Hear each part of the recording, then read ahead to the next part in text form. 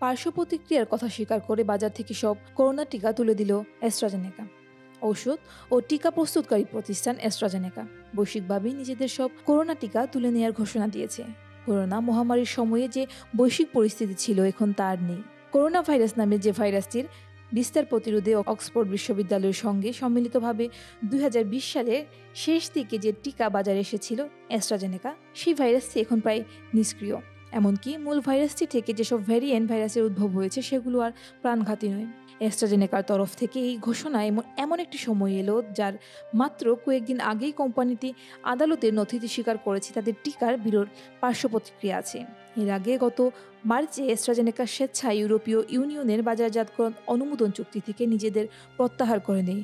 মূলত এই চুক্তি ইউরোপীয় ইউনিয়নভুক্ত দেশগুলোতে ঔষধ বাজারজাতকরণ অনুমতি দেয়।